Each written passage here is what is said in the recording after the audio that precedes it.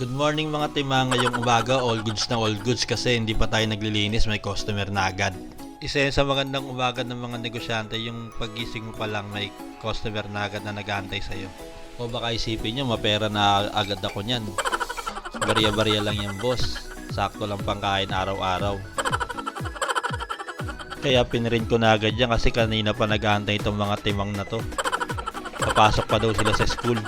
Baka kasi ma-break yung record nila na pinakamaagang na late. Payo ko sa inyo, mag-aaral kayo mabuti para maabot nyo yung dream nyo. Kaya pagkatapos si print, inabot ko na agad-agad. Ha? 21. Ayos ba? 21. Tumutu James pa si Roy, lagot ka sa mama mo. Pagtapos ng mga geng-geng na yun, may nagpa-xerox naman sa atin. Sakto, may pambili ng kape. Ang tumal kasi kahapon. Lamang pa yung kinain ng mga anak ko sa kinita ko kahapon. Kaya ayun, utang na naman. Pero proud ako sa mga nautang ko kasi lagi nila akong kinakamusta. Sana all. Lagi nila akong kinachat na, Bam, kamusta? May pera ka na ba? Huwag kayo mag-alala. Hindi ko kayo tatakasan. Wala nga akong pamasahe. Joke lang. Tapos ayan, nagwalis na ako. Sobrang sanay na ako magwalis guys. Kapag nakikita ko yung walis, parang tinatawag niya ako. Feeling ko gusto niya laging hinahawakan ko siya. Hindi ko alam dyan, siguro love niya na ako. Kaya pag pupunta ako sa ibang bahay, tinatanong ko agad, may walis ba kayo? Sa inuman, lagi ako nagtatanong kung may walis sila.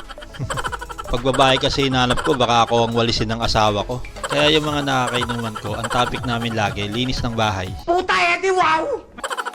Pero sa lahat ng hate, ito ang pinakayaw ko, yung dustpan namin, ang sakit sa balakang. Di ko alam bakit binawasan to ng asawa ko, dustpan na nag-adjust sa kanya. Pero okay na yan, mukhang kailangan ko lang mag-iskilan. Sabi nga nila pag gusto may paraan, pag ayaw, edi wag. Pagtapos ko magwalis, minaklas ko na muna tong mga paninda namin. Ang dami na naman langgam, ewan ko ba? Malapit na ako mag-aaral ng lutong recipe ng mga langgam isisigang ko tong mga to Bukod sa mga langgam, tinanggalan ko na rin ng mga alikabok kasi maganda sa mata yung malinis ang paninda natin. By the way, itong tindahan ko, 5,000 lang punan ko dyan. China-challenge ko lang sarili ko kung tutubo ba yan hanggang December. Kung mapapalago ko ba siya. Kasi pag nag-iipon ako ng pera, parang feeling ko lalo ako naghirap. At saka kating-kati ako gastusin pag alam ko may nakatago akong pera. Hindi katulad nito na nakikita ko siyang nakadisplay tapos lumalago.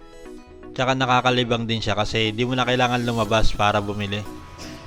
Tsaka ang inuna ko sa 5,000, yung mga fast moving muna, yung mga daily needs ng mga tao. O di ba, kumita ka na, nagkapera ka pa. Loh, parehas lang yun Dati nga pala ako may trabaho guys, kaso nag-resign na ako kasi parang ang nangyayari lang lagi pagkasahod bayad utang, tapos utang na naman, tapos sahod na naman, bayad utang. Parang paulit-ulit lang. Kaya ayan, ngayon, puro utang na lang. Kaya habang nasa bahay at naggatid sundo ng mga anak ko sa school, nag-iisip muna ako ng mga negosyo na pwedeng pagkakitaan.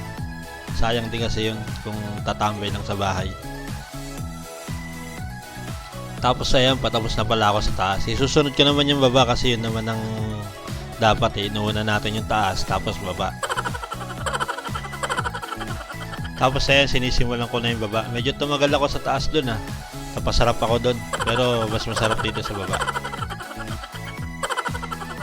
Pag dito kasi sa baba, alam mong patapos ka na at saka ibibigay mo na yung buong pwersa mo para matapos na yung laban. Bawal yan! Bawal yan! Kaya bago nyo pa ako pag-isipan ng masama sa mga sinasabi ko, itutuloy ko na itong ginagawa kong pagburas. Kaya yan, binras ko na lang mabilis kasi nagugutom na rin ako.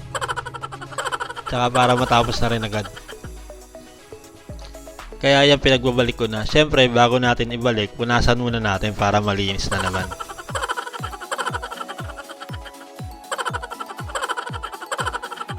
Ayan, tapos na ako sa baba. Siyempre, coffee time na. Hindi mawawala sa umaga yan sa ating mga Pinoy. Kailangan lagi tayong may kape. Tapos ayan, sinaling ko na yung kape. Hindi ko alam bakit ko pa binibidyo yan. Wala naman akong sasabihin dyan. Tapos ayan, binidyo ko na naman yung pagsasaling ko ng kape. Parang tanga. Sinisimot pa talaga. Pinipisil-pisil pa. Alam mo talaga may malalaglag pa dyan na pring pandesal. Siyempre, pagtapos magkape, eto na, alis na kami. Sumakay na kami agad sa aking Auto Beat. Honda Beat ang motor ng mga walang kabit. Ang galing! So, yun lang guys. Salamat sa panonood. Pa-share naman. Salamat.